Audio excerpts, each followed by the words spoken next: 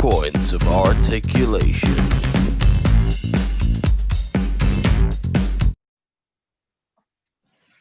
Hello and welcome to episode 1 of 3 Points of Articulation Fig Life. We are joined today by a very special guest, one of the Points of Articulation. It's Jon Fentons. How are you, Jonathan? Fantastic. How are you? Lovely. And we have the second point of articulation today, our co-host, Adam, the wrestling man. Howdy. It's Sunday morning here. It's all bright and early. We're having a lovely time. Jonathan, first things first. Wrestling, what got you into it? What started this phenomenon in your life? I would have to say it was my older brother, Chris. He was the one that would have pushed me towards it. He's like 5 years older.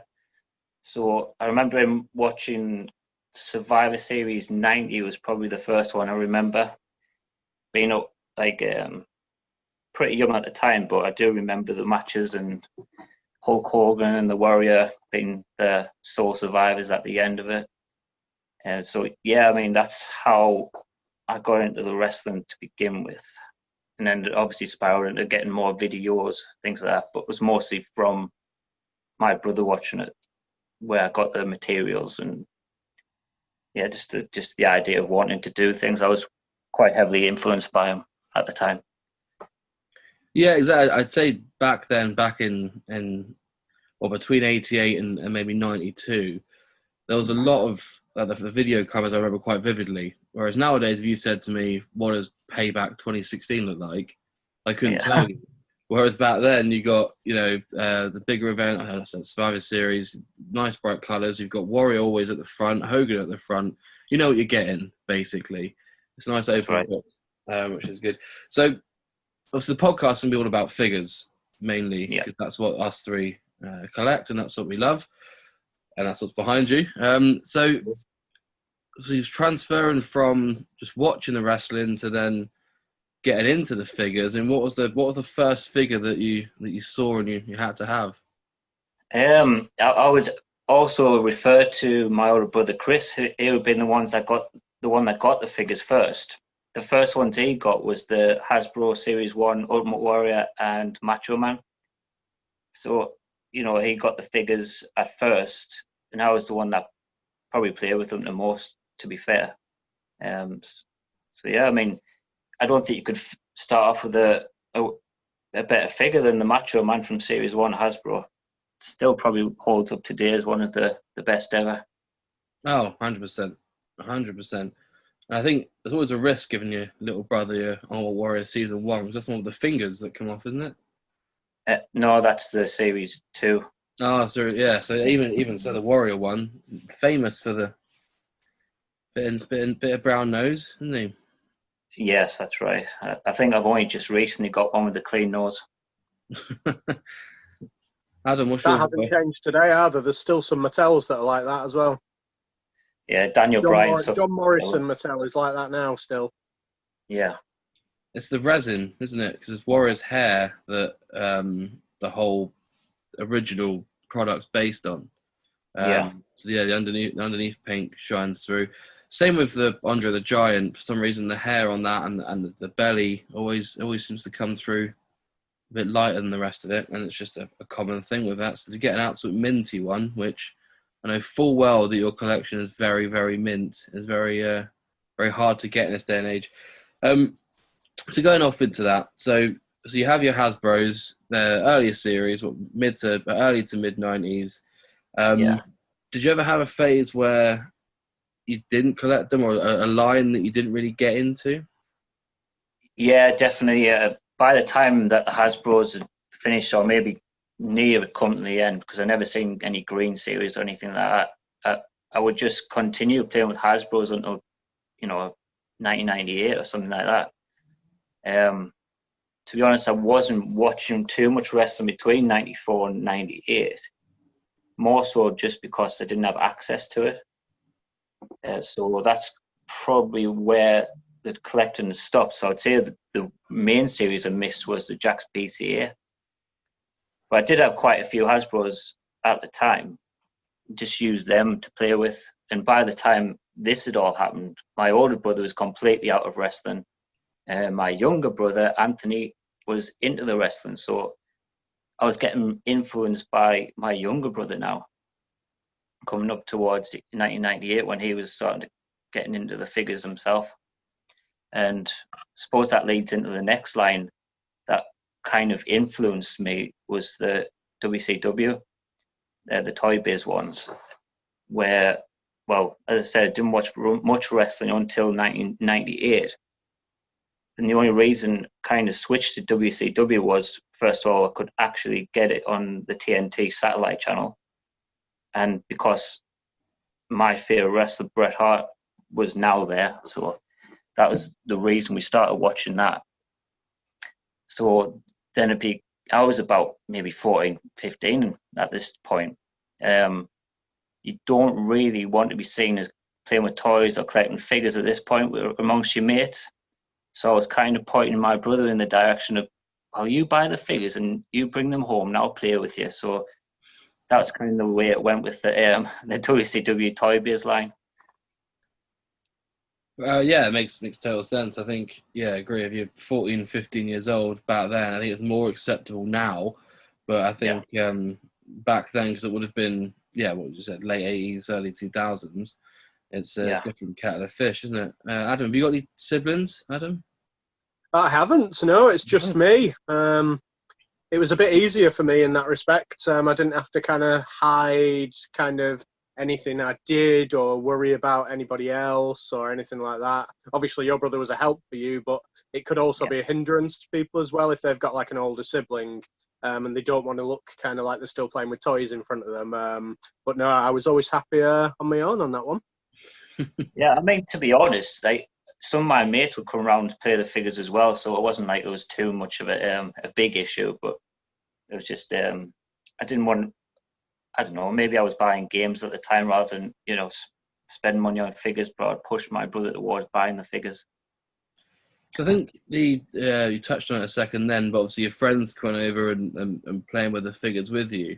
I was thinking about this the other day because I used to do the same thing. I used to go around, I used to borrow friends' figures, they used to borrow mine. But then looking back on it, it's quite strange to have just borrow someone else's toy and then play with the toy for a bit, knowing before you've got to give it back. Didn't happen a lot of the time. I remember, I think some guy still owes me a rock with a purple jacket, BCA, I think, which I'm coming for you. But yeah, I think that's the strangest thing for me was sort of having the friends come over and then going to their house and play. Because at the moment, the term fig fed is quite prominent in the wrestling world. Did you have your own little federation that you had? Probably not at first. With you on about the Hasbros, I would kind of just try and maybe recreate things from what I've seen on telly, mainly either Survivor Series match or the Royal Rumbles. Hands behind your back, pick the next wrestler out. Oh, yeah. Things like that. But I don't think I was making much storylines at that point.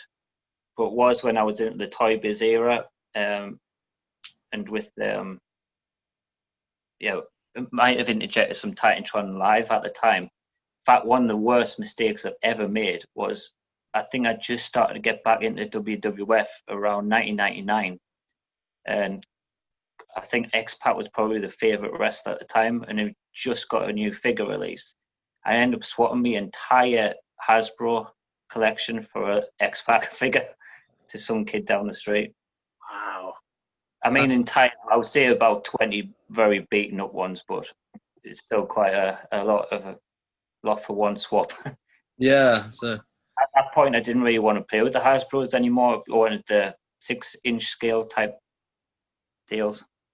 Yeah, I think if you go from looking at a Hasbro, which at the time all we go off is what they like to play with. We have no idea of value. We have no idea of anything else apart from what we want to play with. So if you look at a Texas Tornado, for example, which nowadays you look at, it's a great figure. Whereas back then you look at, all I can do is nothing. He's just sort of stuck like this.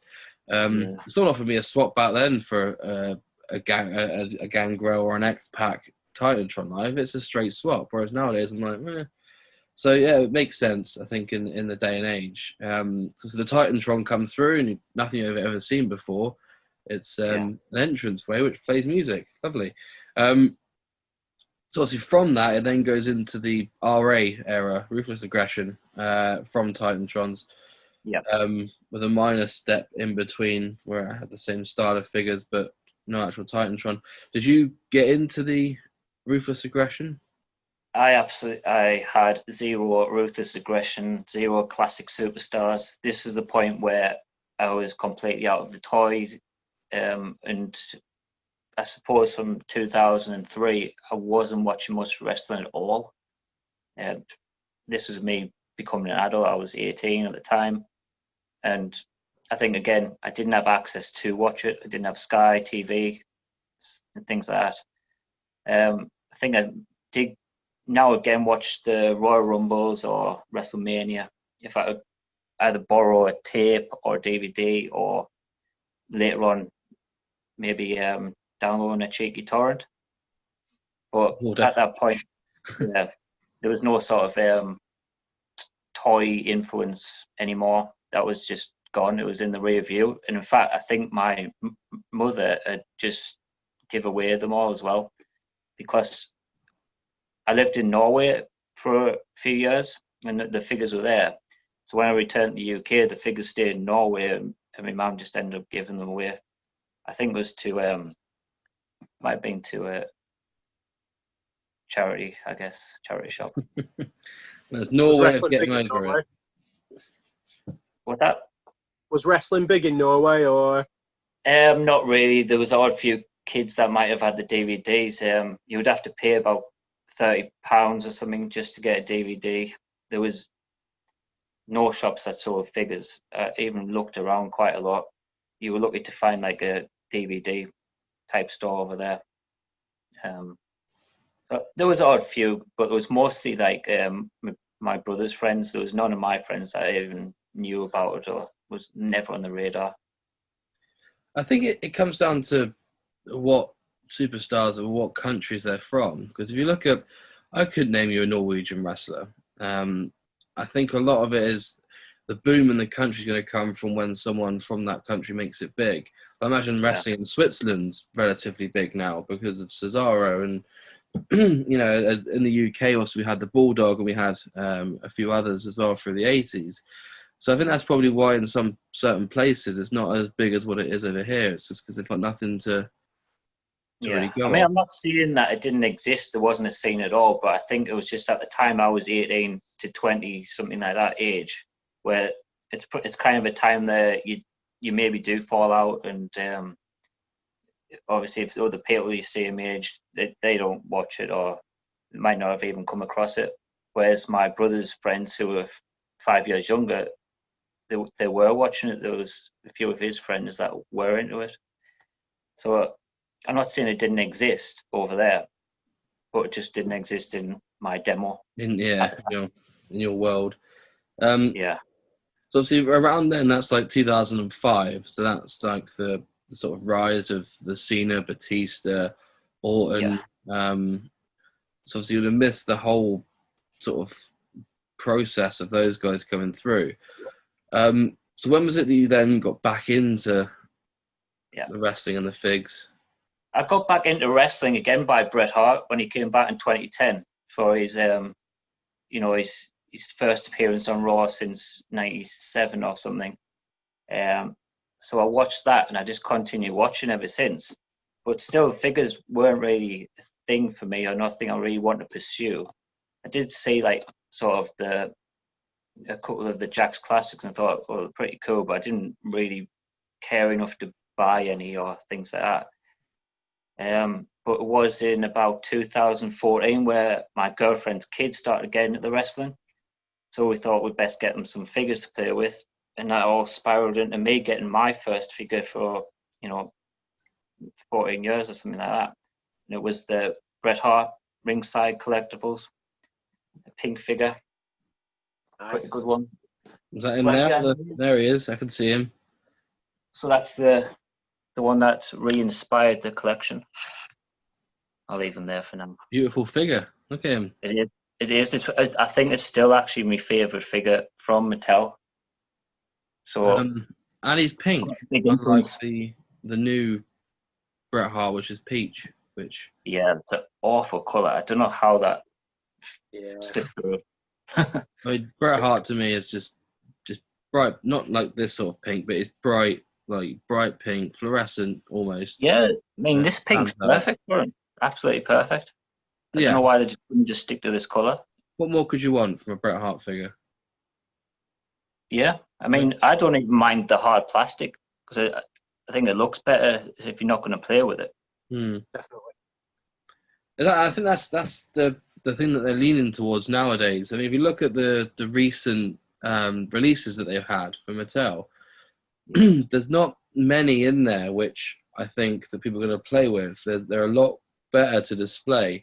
I think they're leaning a lot more to the collector's side rather than the playing side at the moment. I think they know that people are going to buy the basics to play with rather than the elites.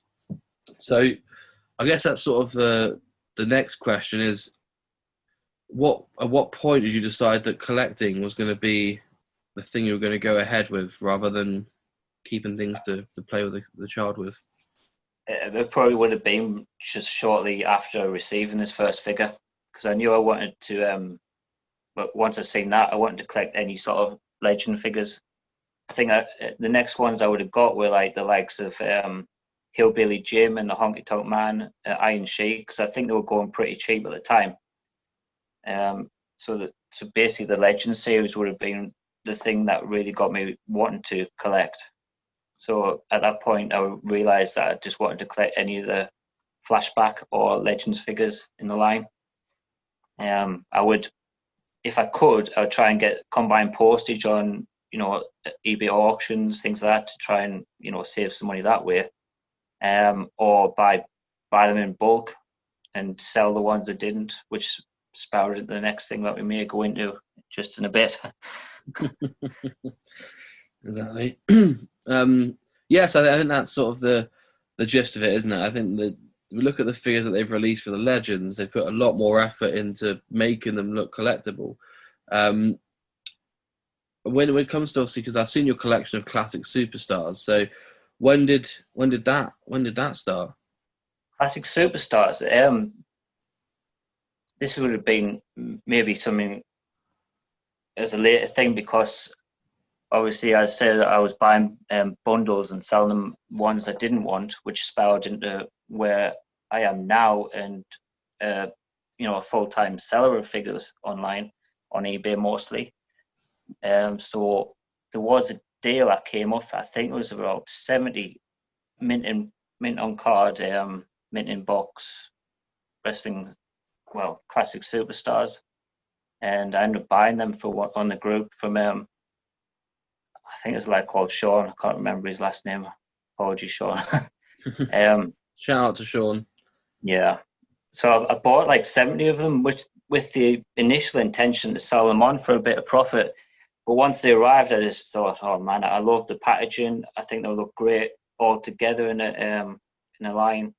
So I'm not a minting card collector, but this line completely changed all that. So I did start off with quite a big bundle for cheap, then bought the others where I could following that. And as we stand, I only need 4 more. I've got 1 more on the way from America, so hopefully that comes through, no problem. So after Lance Storm and Corner Crush, and then the LGN Eddie Guerrero. No, Trish Stratus, sorry.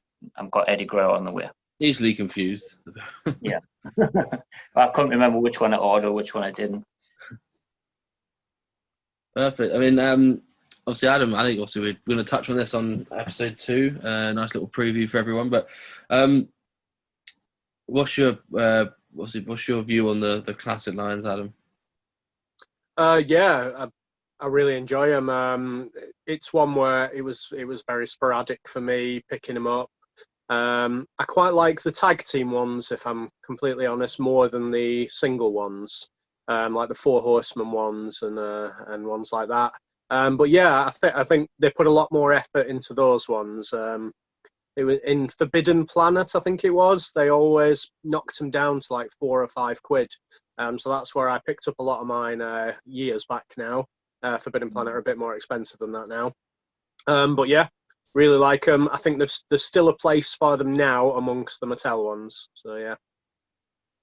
My sort of preview for episode 2 for everyone there. So Johnny, obviously, if you was to pick one thing in your collection, right? Hypothetically, there's a house fire. You have 3 seconds to grab one figure. All values out the window. All the figures are worth exactly the same. Which one do you grab? Well, I had an answer before you said all values out the way. I think it would be the Brett. Still means the most to me, being the first one of the new collection. There he is. And yeah, this one. Gotta love it. It's for sentimental, but hence why I said all value out the window. Because I don't want you saying, this one, because it's an import from a small island in Tahiti or something. So, yeah, it makes sense. I think, sentimental side of things, I think it's always the early say you don't never forget your first, but I think that's your first from your most recent collection. Yeah, always, that's right. Always good. If you was to pick one figure that you'd like them to release, which you feel that you're missing from your collection, which one would you go for? Oh, it's got to be an Owen Hart. I think everyone wants the Owen Hart. I think there's a possibility of this happening at some point. Maybe Martha would be a bit more susceptible to give Jazzwares or one of the other companies money. I just know she's not prepared to line WWE's pockets, put it that way. So she could be, hook up with Jazzwares. I know Chris Jericho did an interview with her about 6 months ago or so, where she was like, "Oh yeah, maybe I could do something like that." So hopefully we'll see an Owen Hart eventually in that scale. I mean, that would fly out, wouldn't it? I think that would. Yeah, I think that's one figure that is going to be very sought after in this day and age. One figure that you wish they didn't make? That Bret Hart one we talked about earlier. But I think there's a lot of things that you could say like that. I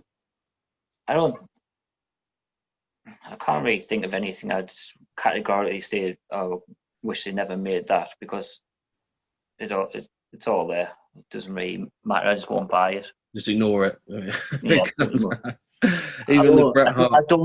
I don't like re-releases. There's not much point in them, unless it's someone like Kane, where he's got the same iconic look, like the 1998 Kane.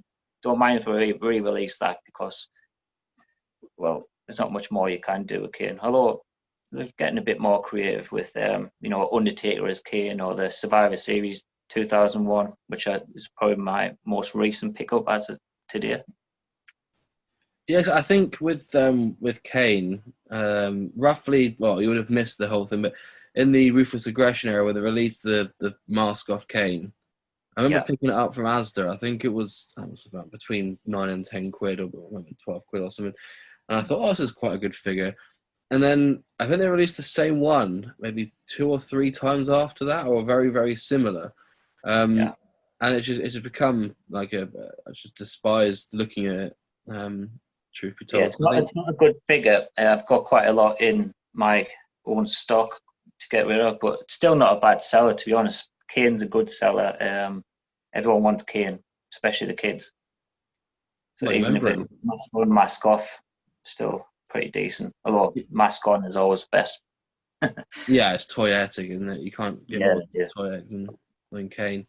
Okay, and if you was to have a look into the deep depths of all the different collections that have been released. So you got your LJNs, which I'm not entirely sure fully come over here. You got your Hasbros. You got your BCAs. Technically Bendhams. You've got your Ruthless Aggressions. You've got your classics and your Mattel. What's your favourite out of all of them? It's Mattel.